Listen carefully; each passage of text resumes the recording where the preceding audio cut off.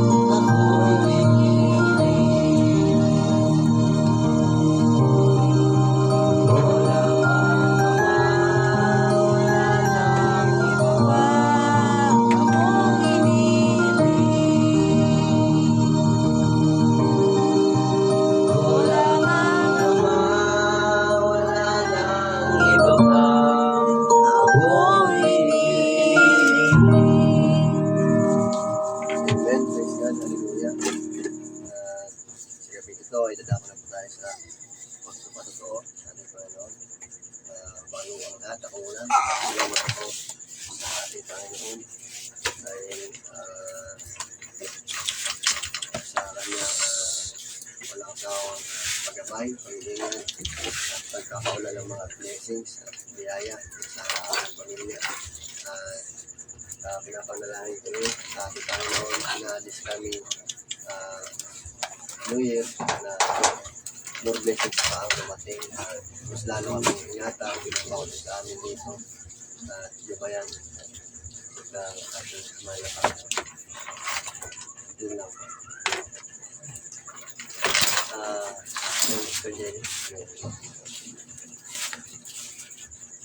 Shalom Bray, nais ko lang magpatotoo sa Panginoon na sa lahat nais ko pasalamatan sa Kristo sa pag-iingat niya sa aming buong pamilya. Nais ko lang ipatotoo yung paraan na aksidente yung aking anak sa motor. Nabundol siya. Pagamat nangyari yun, nandun pa rin ang pag-iingat ng Panginoon sa kanyang mga hiniran. Ang napakapalad ng bride. Pinapakita din doon na ang katwiran ay higit sa lahat sa Panginoon sa Kristo. Dito kasi sa mundong ito, dahil sa kapangyarihan minsan ng salapi ng tao ay nawawala yung katwiran. Pero pagdating sa Panginoon, mayroong katwiran. Kaya papasalamat ako sa kanya kasi iningatan ng aking anak. At doon din pinapakita na may mga tao talaga na nakatalagang maligtas sa pamamagitan ng bride. Kasi may mga tao rin na to the lost sila. Talagang wala na sila kasi kumbaga pinakita nila na hindi nila yung pinasecute nila yung bride. Lost na talaga sila. Ngunit yung mga tao na ipinagtanggol nila yung bride ay naniniwala ako na ligtas sila sa pamamagitan ng bride.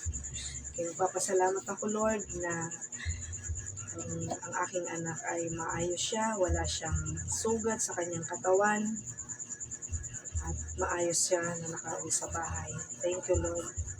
Yun lamang ko. At nais namin mag-alin ng awin din ng aking anak na si Stephen at si katapatan.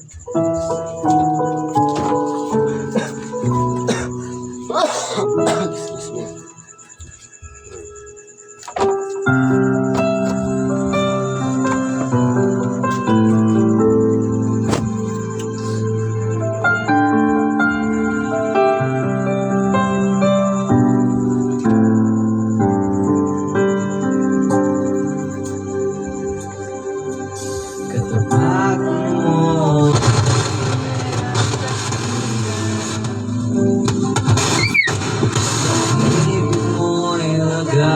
Walang kapatay sa aming puso, sa aming buhay, tumuloy pagsambayan. Bukas noon, ngayon, magpagkailanman, malaging ka.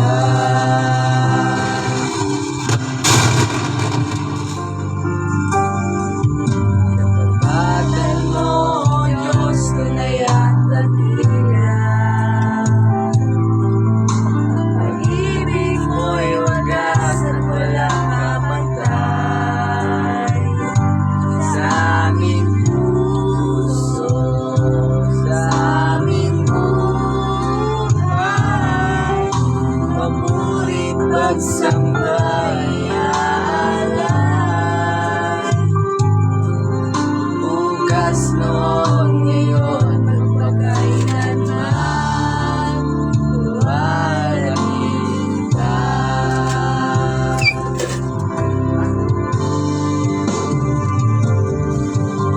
Kapatan mo, Diyos, tunay at dakila. Pag-ibig mo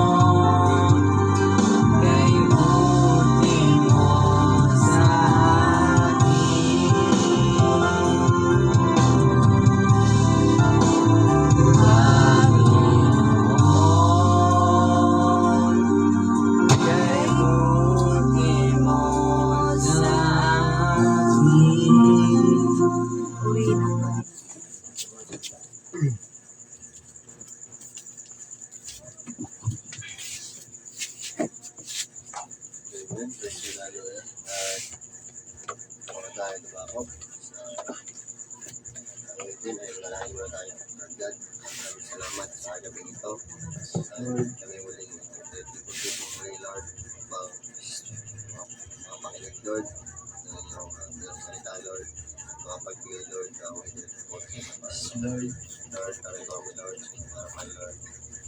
Humingi, Lord, ng patawaran, Lord, sa aming mga pinakasahan na gawa, Lord, sa aming mga pagpulong, Lord God, ay pinapanagay sa iyo, Lord, kailangan pong gagabay, Lord, ng bawat sa amin, Lord, ingatan, Lord, alam namin, Lord, malapit, Lord,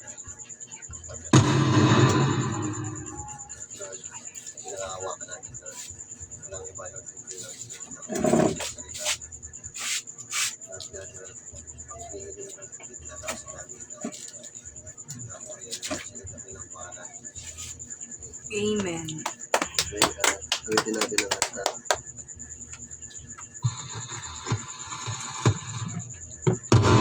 Gawin natin ang kanta ng Deep Praises. Sing praises to your name.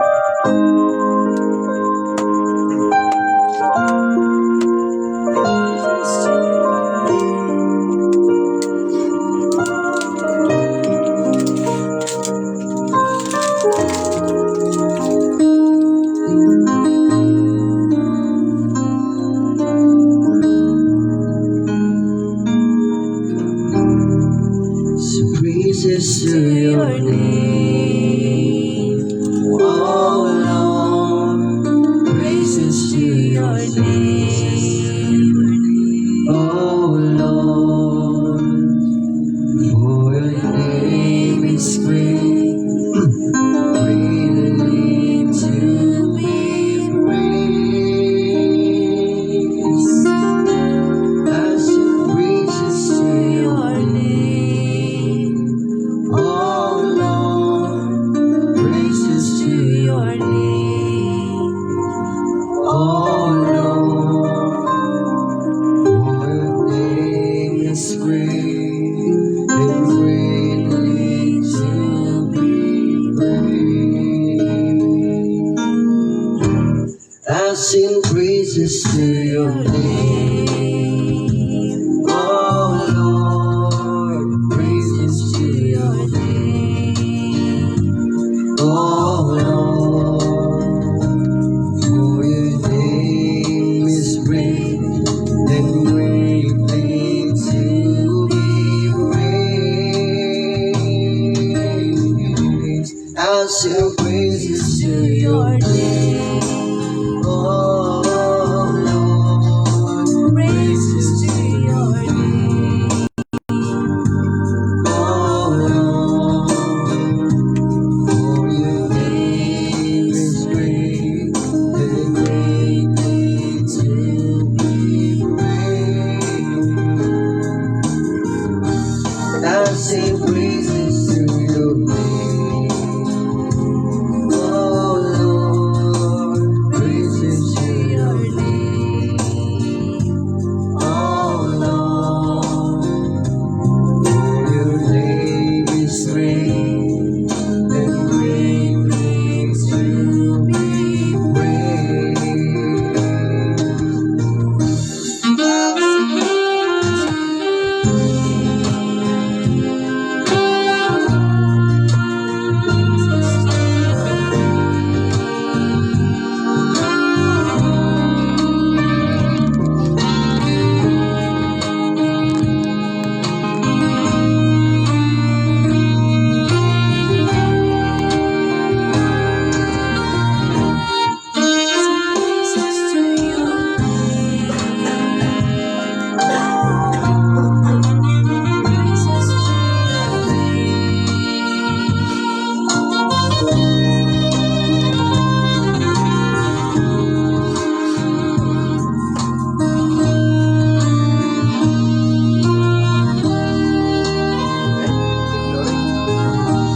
Yeah, I give glory to your name, oh Lord. Glory to your name, oh Lord.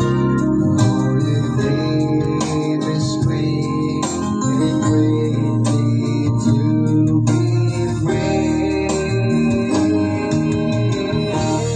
I give glory to your name.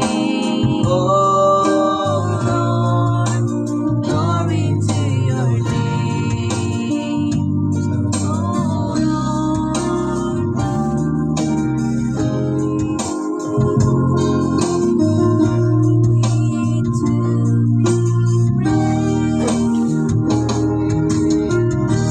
I give glory to your name. oh Glory to your name. Oh Lord, for your name is great and greatly to be praised.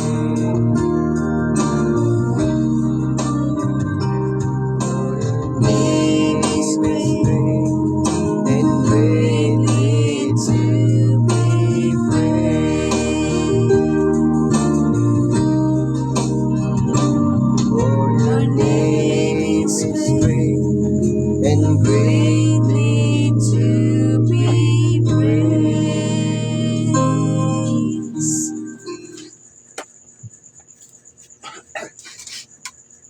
Amen. Praise be to God. Sadyang nakakatuwa na yung mga patuloy yung pagkilos niya sa buhay ng bawat isa yung mga lingkod, mga hinirang na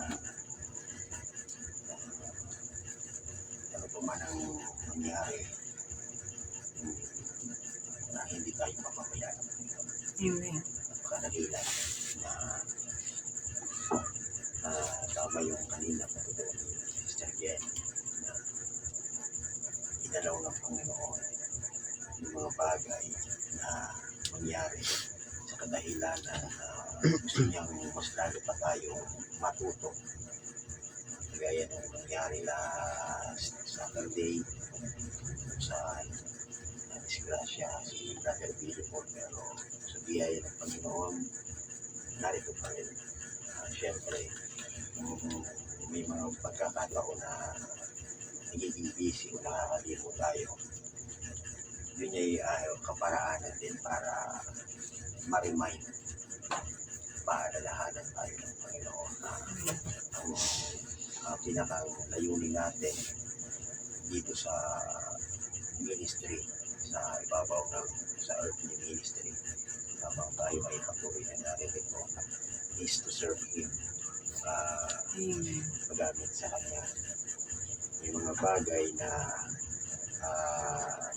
patuloy pa rin na nagaganap, kagaya ng last Sunday. Ito ay kaparaanan pa rin ng Panginoon to display His attributes, being sovereign in His will.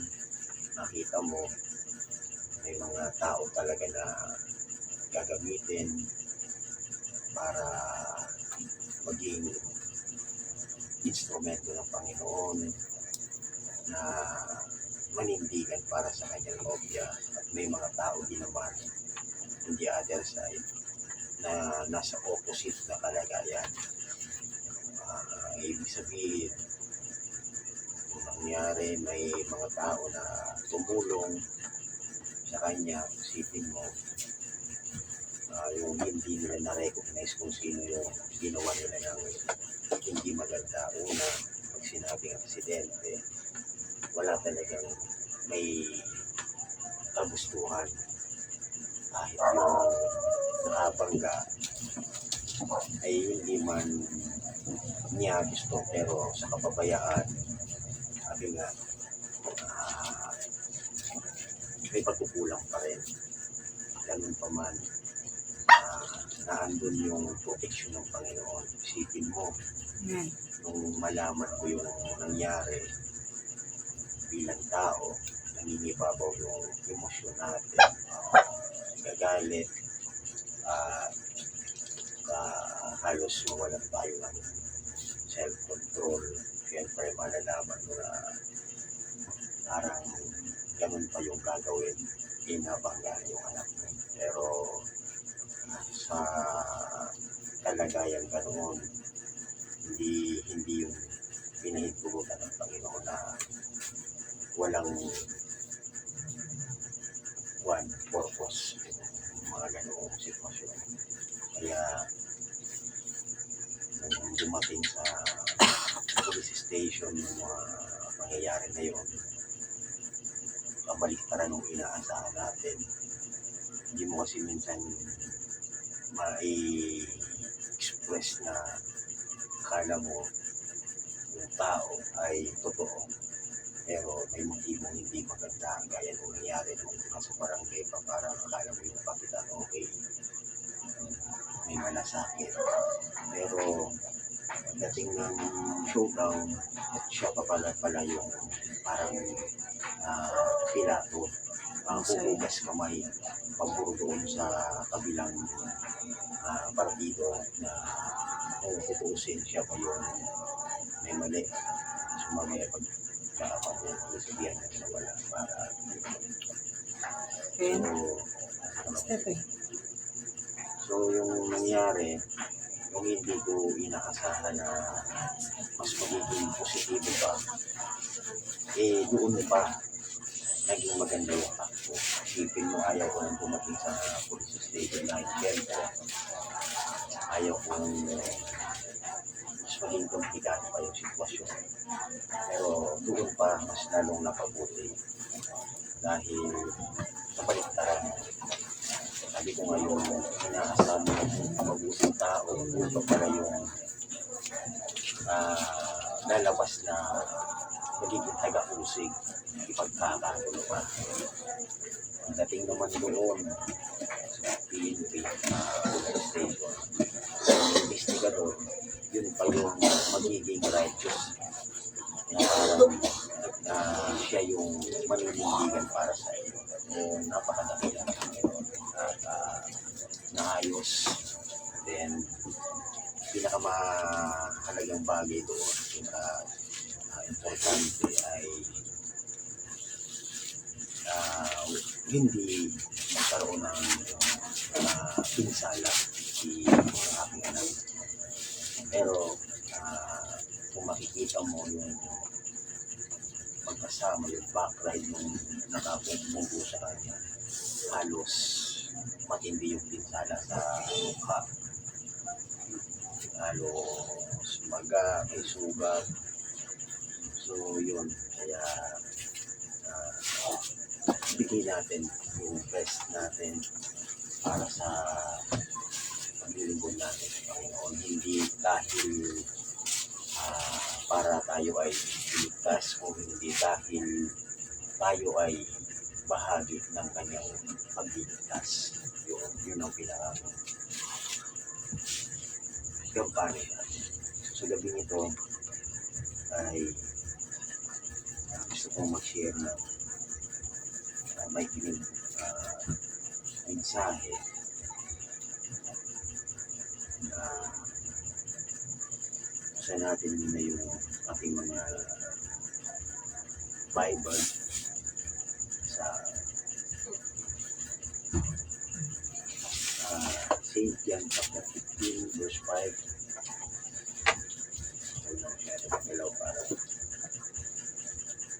Verse 5 sabi dito, I am the vine, you are the branches, he that abideth in me, I in him, he bringeth forth much fruit, for without me, ye can do nothing. Sa Tagalog, ako ang puno ng ubas, kayo ang mga sanga. Ang nananatili sa akin, at ako'y sa kanya ay siyang nagbubunga ng marami, sapagkat kung kayo'y iwalay sa akin ay wala kayong magagawa. So, yung subject natin, puri natin yung sinabi dito ng ating Panginoon na I am the vine and you are the branches. So, makikita mo na ito yung kaganapan na lahat ng mga nakapropesiya sa kapanahonan ito hindi na nasusurpresa yung Bride of Christ. It is written, alam ng Bride of Christ, we know yung mga bagay sa nakalipas, alam din natin yung mga bagay na nagaganap sa kalukuyan. Isang bagay din yung mga darating. Kaya tayo ay panatag na. Naghihintay na lang tayo ng pagtatapos ng kwento o kasaysayan ng mundo. Sa part na ito, sabi dito ng prophet, Jesus said in John chapter 15, I am the vine, they are the branches. Well now, if the vine put forth the first branch, and out of that branch growth a book of Acts, the second branch will make another book of Acts, the third branch will make another book of Acts. And every branch that comes out of that vine will be the same as the branch was. So nabanggit ng ating nabanggit ng babanda na may tatlong sanga. Una yung first branch, may second branch, and then third branch. Pero gaya ng naipangaral natin, na-share natin last mga nakalipas, na in this generation o ito mismo kapanahon na ito, nagaganap yung tinatawag natin na may tatlong bagay na already late before us na sa harapan natin. At isa doon yung tinatawag natin na yung paglabas ng Janus and Jambres, kung saan lahat ng mga bagay na kung paano mayroong authenticated prophet, ganoon din yung lalabas, ay magpapanggap.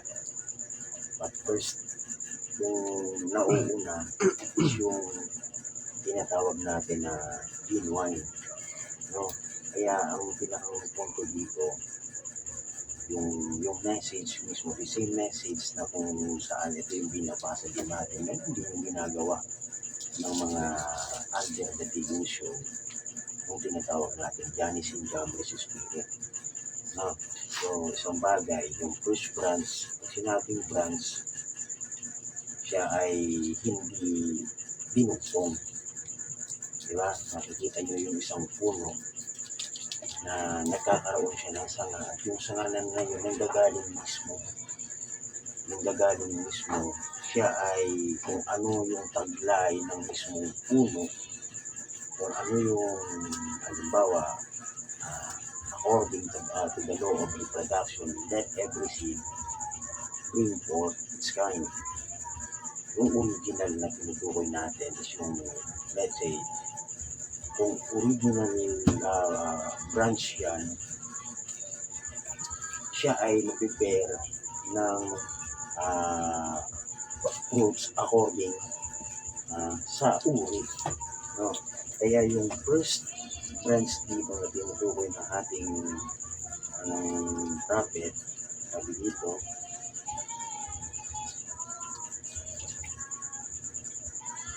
when Jesus was on earth, he said, I am the vine, you are the branches. And when the vine comes forth, the branches comes out of the vine. The first branch comes up, the second branch look just like the first one. The third branch look the first one. And on to the end of the vine. Every branch looks the same. One don't come up with great vine leaves, and the other with pawpaw leaves, another with oak leaves, and another with palm leaves. It starts with grape leaf, and it ends with a grape leaf. So, according to its, ayon sa kanyang uri, no? Kaya pag i-green up mo, kung ano yung i-green up mo, ganoon din, no? And then, yung tinutukoy natin dito, this condition nakakita lang ng mga quote na nabasa third branch gagawa ng isang doktrina na magiging foundation, papalapasin something na malalim para makabuo ng grupo. So, ang pinakang quality mga kapatid, the bride, hindi madidisip. Hindi mo po pwedeng dayain yung nobya because alam ng nobya yung kanyang kalagayan. No? So, sabi dito,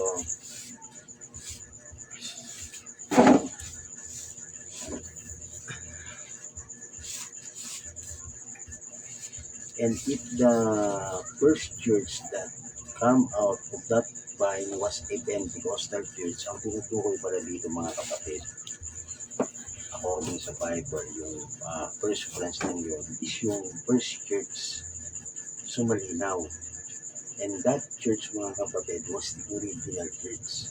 Sabi dito, and if the first church that come out of that vine was a Pentecostal church, that wrote a book of Acts behind it. So sa pamamagitan ng birth ng Pentecostal church na ito, which is the original church sa umpisa, na ito ay sabi nga, yung full word sa panahon kung saan after ng ating Panginoon na siya ay mag-ascend, malinaw biblically yung pinakang utos doon sa mga disciples tare o muna maghintay hanggang dumating yung pinangako. Ano yung pangako ng yun? Yung birth ng full word sa kanilang kapanahonan, which is yung birth ng yun yung tinatawag na Pentecostal. The word Pentecost is from the word na 50th. No? Kaya makikita natin, ito yung full word birth sa kanilang kapanahonan na tinawag na original na iglesia. Yun yung pinagmula ng Book of Acts. The second church come out will do the same thing, and the third church and every church that rises out of that vine will be a Pentecostal church. So the same thing mga kapatid, yun yung pinakang pattern. No? Yung pinakang pattern natin is yung tinatawag na beginning. Eh hindi ka po pwedeng mag-create ng denomination. Dahil once na nag-create ka ng denomination out of that vine or tree, kung saan may original tree, na yung tree lang yung hindi mo kailangan tumugtong lang. Kailangan na mismong galing ka doon sa tree ng yun. Kailangan mong ipanganak. No? Para dalhin mo yung kung ano man yung meron yung kung anong klaseng uri yung punong kahoy na iyon. Sabi dito, every church that rises out of that vine will be a Pentecostal church. For sure. Bakit? Galing siya mismo. Hindi siya lumugtong. Hindi siya nag-join lang. Kung hindi, siya ay mismong sumanga. No? With the same signs and wonders, and the first vine produce or the first branch produce, it will be like Pentecost. Every church that rises out of that vine will be a Pentecostal church. Now that sounds strange, but there's a lot other things goes on along the vine. So along the way, so from that first branch, maraming gustong sumanga, sanga-sanga na eh. May mga iba-ibang group of religious sect, mga denomination, nagkaroon ng mga iba-ibang pangalan, pero hindi na ho yun mga kapatid galing sa original. No, kaya nga si Paul, sa pamamagitan ni Paul, siya yung nagdala ng full word sa kanyang kapanahunan.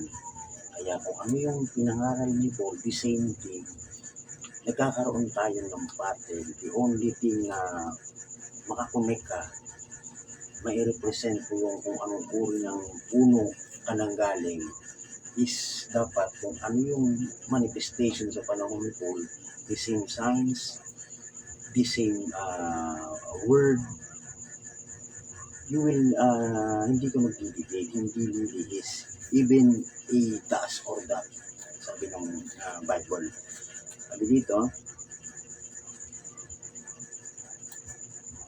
that doesn't produce vines, doesn't produce branches, rather, there's a Jewish Pentecostal branch come out of that tree, out of that vine on the day of Pentecost. So yung first branch, yun ay yung Jewish branch.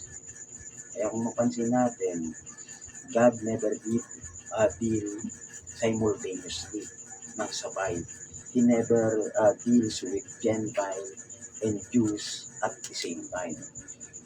Hindi sabay na lumabas na yung isang ng yung first and then second, or rather kung may third naman. Ang programa ng Panginoon ay parating isa lang muna yung katagpuin o yung magkaroon ng kaugnayan sa Kanya. Kaya yung first branch is yung Jewish church. Yung Jewish Pentecostal branch come out of that tree. And where at the end of the road now, the Gentile branch that's come out of that tree will have a Pentecostal experience. Kaya, for sure, kung ano yung sinasabi natin sa beginning, sa planting, o yung pinaka-word na sinasabi natin na alpha age is together, ganun yung mangyayari. It is the same thing. Ano naman. Kaya, makikita mo yung connection. I am Alpha and Omega. Ano yung meron dun sa Alpha? Yung same manifestation kung saan may pure word.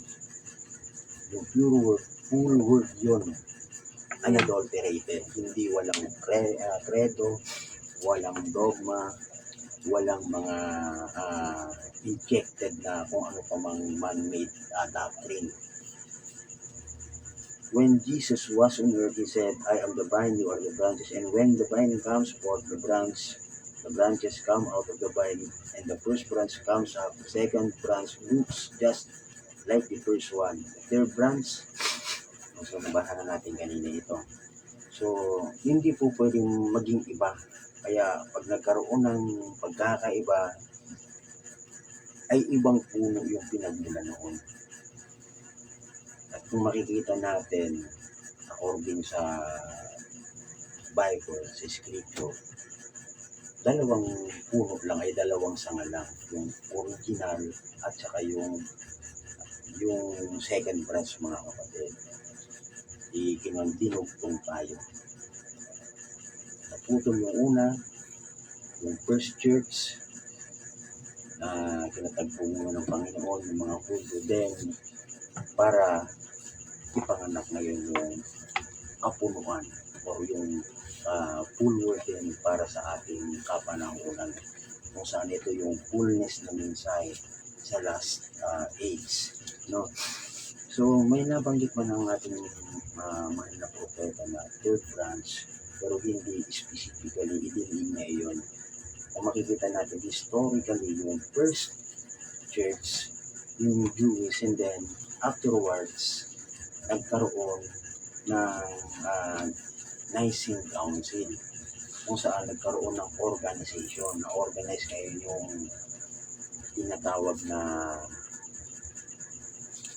nag-claim yung mother, na walang iba yung mismong Catholic Church, na sila yung nag-claim na sila ang pinakang foundation ng lahat ng mga syempre, pag sinabing mother, mayroon yung daughter.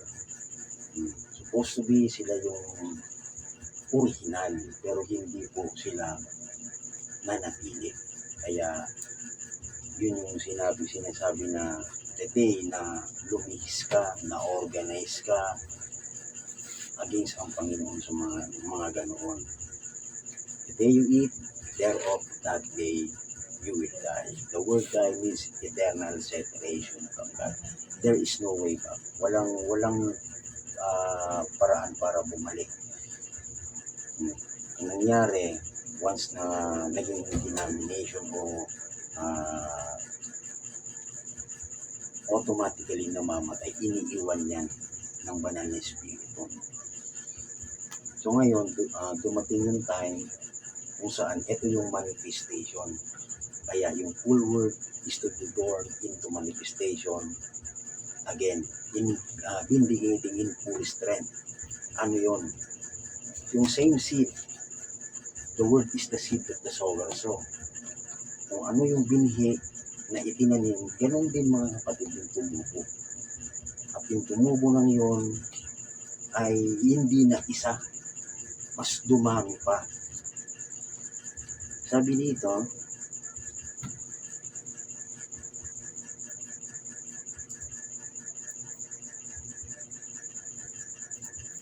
now what's the nature of it? If a vine, if the branch, Jesus said, the first branch was Pentecostal church, is that right? And the second branch comes forth will be another Pentecostal church. Now we don't see Pentecostal in all churches. Do we? No. Well, what is it? It's grafted vine. So along the way, marami nang nagsisulputan. Marami na nag-claim yung mga paniniwala nila na kami yung nasa katotohanan. Wala naman group of people na magsasabi na sila ay mali. Pero ang ating Panginoon, mga kapatid, ay nasa kanyang salita. Wala sa grupo. God is in His Word. And His Word is in His people. So, there is only one way to find God. Makikita mo, according sa Bible, in the beginning was the Word, and the Word was with God, and the Word was made flesh. So, always, hindi na nanatili na kagaya ng pinaka-original being, yung kalagayan ng ating Panginoon. Ano siya una? Siya yung eternal one. Siya ay, sabi ng Bible, God is a spirit, and they that worship Him must worship Him in spirit and truth. So, kung i-illustrate natin siya bilang self-existing one, siya yung author ng lahat ng buhay, fountain of all living. Siya ay parang circle na pag i-illustrate mo, ang circle kasi wala kang makikita na beginning and ending. Continuous siya, umiikot. So, ang kung yun, nagre-represent ng eternity. So, siya ay eternal being. So, from that eternal being, maraming thoughts, maraming attributes. No? So, ang lahat ng yun ay hindi na nanatili lamang na nasa kaisipan lang. Ang layunin ng Panginoon ay ma-express lahat ito. Kaya, ang first expression ay yung kanyang sarili. And then, sabi dito,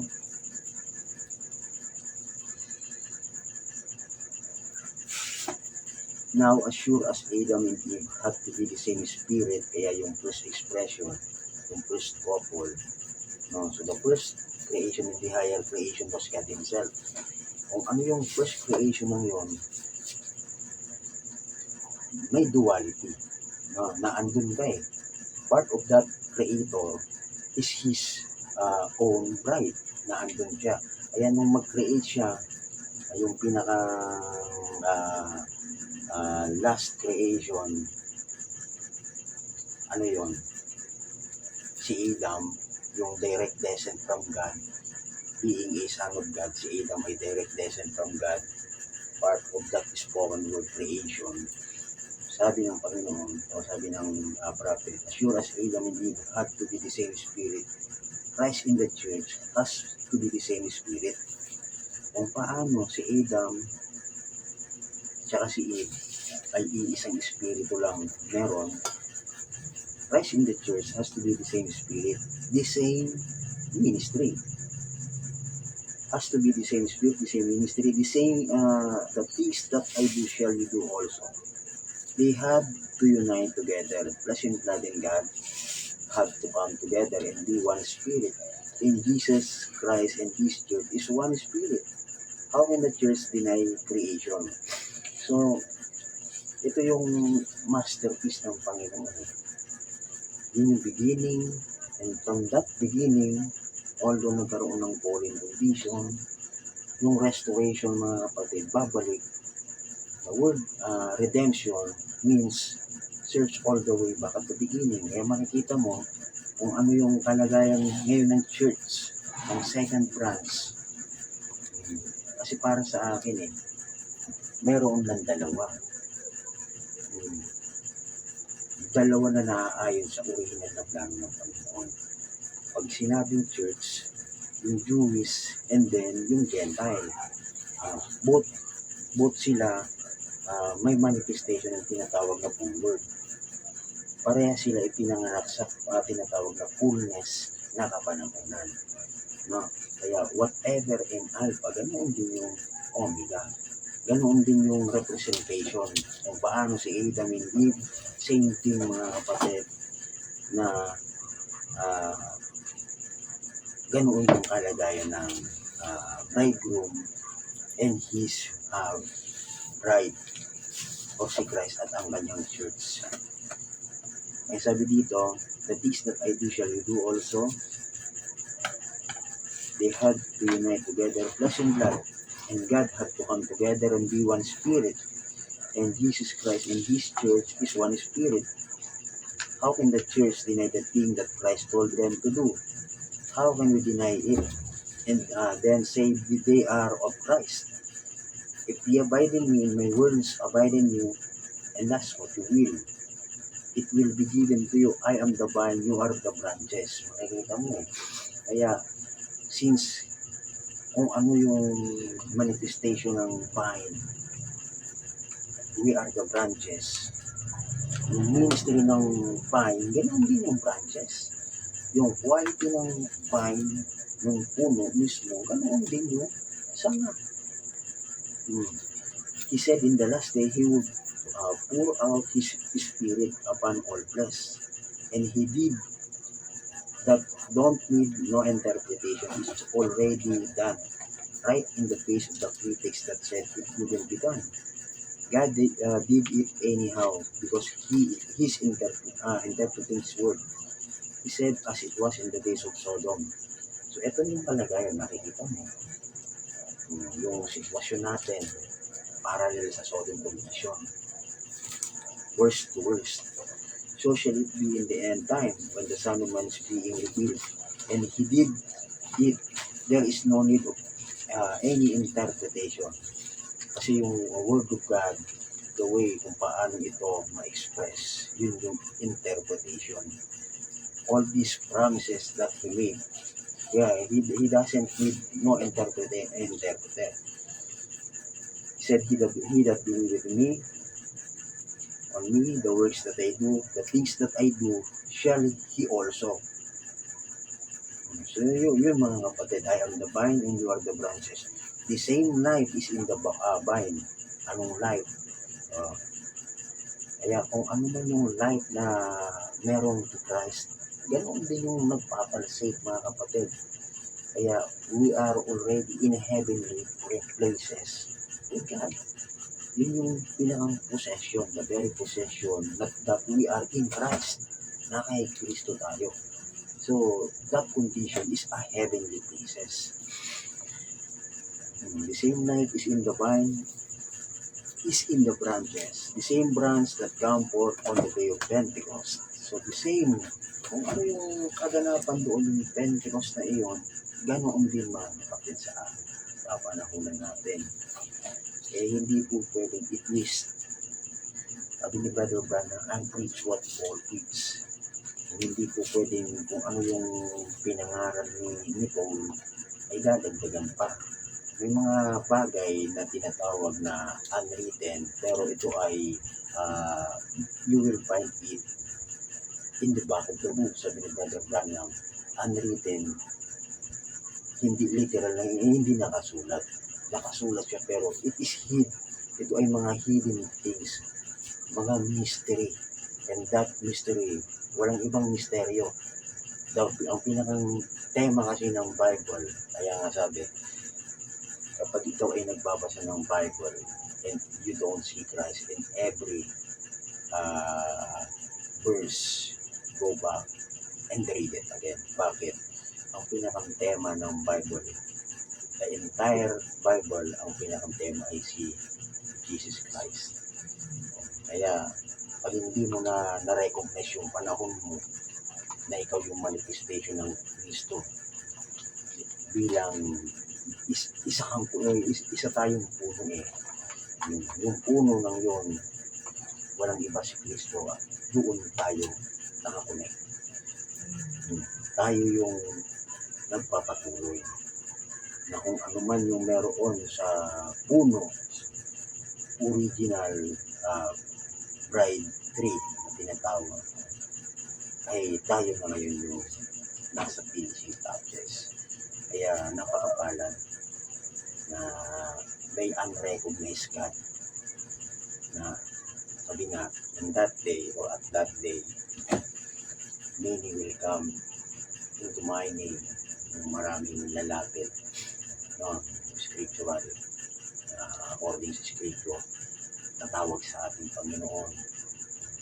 Yung mga tao nang yun, comparing sa kung ano man na ginagawa natin, parang they are very confident na akala nila they had eternal life. Pero one thing na hindi nila na-recognize is yung unrecognized na presensya ng Panginoon. Kaya sa simpleng mga bagay na nagaganap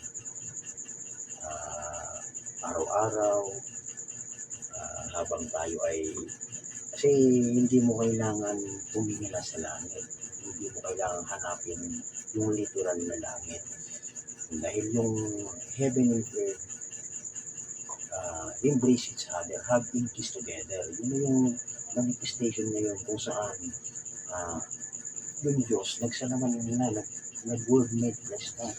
Kaya kapag sinabing langit kasi traditionally ang iisip ng tao ay sadyang napakalayo. Pero ngayon mga kapatid, pag sinabing langit mga kapatid, ito ay kalagayan kung saan nagkaroon ng mga kapatid na time and eternity blends together sa kalagayan natin. Ano yun? Nung naging united ang God and man, mayroon ng bagay na hindi nakikita ng mga sabing, although nakaprophesy dyan, hindi na talaga mababago. Pero mahirap maintindihan ng mga tao na hindi nakatalaga yung mga dinideclare mo. Ganun din si Jesus during in his day. No, sinasabi niya na I am isanot man, ako ang anak ng tao. Siya ay babalik kung saan siya nanggaling. Hindi na-recognize. Kaya kung alam lang ng tao kung sino ngayon yung tinatawag na Kristo, di syempre hindi na magkakaroon ng kalituhan. Kaya ito yung part na itinago ng Panginoon itong hiwaga na ito, yung sinasabi natin na walang ibang hiwaga. Ang hiwaga is mismo yung bride of Christ na once na hindi mo ma-recognize, yun pala yung life bearer. It will determine your eternal, or that will determine your eternal destiny. Eh di sinasadyang mga pangyayari, gaya ni Nicodemus, righteous siya. Sino pa? may mga tao na nanindigan during sa panahon ng kagipitan ng bride o nung na-aksidente, gustong bubugin yung kapatid na si Brother Beautiful, bubugin ang mga naka-aksidente pa, hindi nila alam yun. Kasi kung alam nila, hindi nila gagawin yun. No? Kaya magkakaroon ng yung sinasabi natin at that day, when you will come into my name, na sasabihin, Lord, I have done mighty works. Ano yung mighty works na yun? Yun yung pangangaral din na sila ay assuming. Dahil siyempre wala man mag-i-expect. No, wala mag-i-expect na being ikaw ay isang lingkod. Kala mo lingkod ka ng Panginoon. Tapos ikaw ay nakatalaga palang mapahamak. So yun yung great disappointment. Ano yun? Tatawag sa ating Panginoon, ang aral ako, nagpalayas ako ng mga sinapian ng mga espiritu, nag-heal the sick, nangaral din ako, nagpagaling ako ng mga may sakit, ano pa, dumating pa sa point na nag-take pa ng mga tinatawag na kung ano yung mensahe sa ating kapanahunan. Pero pagdating ng showdown, ang sasabihin ng Panginoon, depart from me, you workers of iniquity. Bakit? I will not even know you. Di man kita nakikilala. Samantalang yung mga tao, sinabi nga nila na dito sa ibabaw ng lupa, tama yun, may bahagi na umiiral yung influensya. Kung sino yung mga sikat, mga popular na tao, siyempre, sa natural realm, sa standpoint na natural, sila ay nararamdaman. Pero ang bagay na nakapagbibigay sa atin ng comfort, alam mo rin kung sino ka. Hindi dito nagtatapos. It is just a part na bakit binigyan tayo ng pagkakataon na maging bahagi ng paglalakbay dito para ito ay magiging testimony natin para I welcome i-rewind parang isang pelikula. Pagtapos na yung pelikula, siyempre tapos na naando na tayo on the other side ng kabanata, ng kwento. Yung first o yung una na naging bahagi ng ating kwento, kung i-play natin, makikita natin, ito pala yung pinakang purpose ng Panginoon. Pero sa kasalukuyan, alam na natin na darating yun. Bakit? Yun yung positive ng mga bagay. No? Mga positibong bagay. And then, ito yung reflection. This is just only a negative. Pag sinabi kasing negative, may mga bagay na hindi pa masyadong klarado. Hindi pa natidevelop. Nakita mo, sa di ba yung tawag na sa camera, yung dati, pag tumingin ka doon na hindi pa nadidevelop yung tawag dito, yung film, tinignan mo, naandun yung larawan, pero hindi mo siya makikita ng yung dito, yung mas klaradong kung ano yung tsura, medyo one pa lang yun yung negative. Pero pag tumating yung time, kaya nga proseso, no? Yung process na ito, hindi mo talaga pwedeng sabihin na wala ka nang hinihintay. Ito yung evidence. We are still grooming, nag-i-struggle, lahat nararamdaman natin. Bakit? Given permitted by God pa yan. Pero nagkaroon na tayo ng victory. It is already a victory na sa atin na malaman natin na tayo ay ipinanumbalik na ng Panginoon sa spiritual na kalagayan. Ano yung pinakamahalaga? Una yung spiritual, then yung natural. Parating balance dapat. Yung first Adam, nagdala siya sa nag siya yung nagdala ng kamatayan sa pamamagitan ng First Adam, pagkahulog sa kasalanan ng first couple, nagkaroon ng kamatayan. Pero yung second Adam and second Eve, sila din yung naging kaparaanan para magkaroon din ng expression, yung walang hanggang buhay na ipinagpapatuloy hanggang sa huling kabanata ng kasaysayan na ito. No? So yun mga kapatid, yung first branch, walang iba ay para sa Hudyo. Yung second branch, walang iba ay para sa Gentile. And then supposed to be, no, may nababanggit ang ating prophet na third branch, pero the same thing pa rin yan.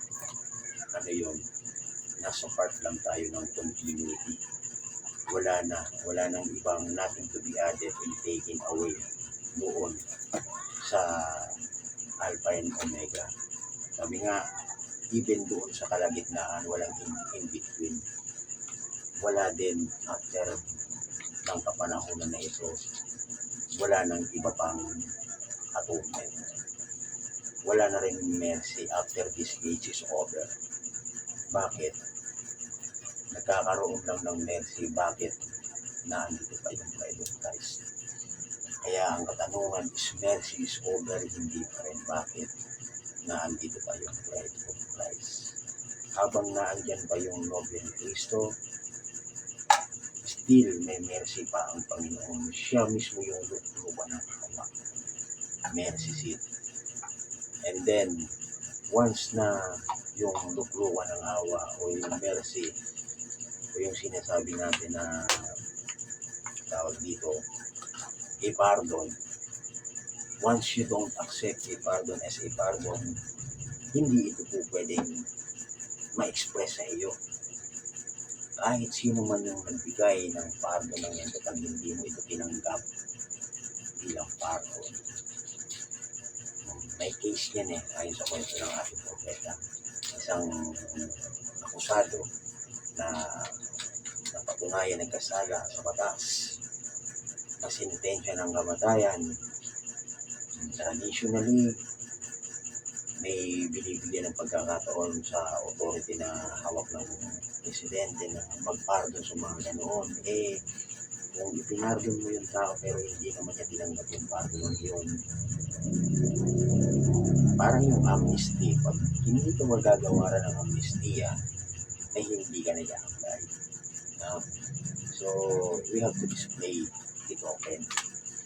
In the evening time, it shall be light, and we are the light of this evening time. Walang ibang light, kundi yung word. And we are that word for this age. Pride is, the revealed na word para sa kapanahonan natin. So, maraming salamat and God bless you all. Para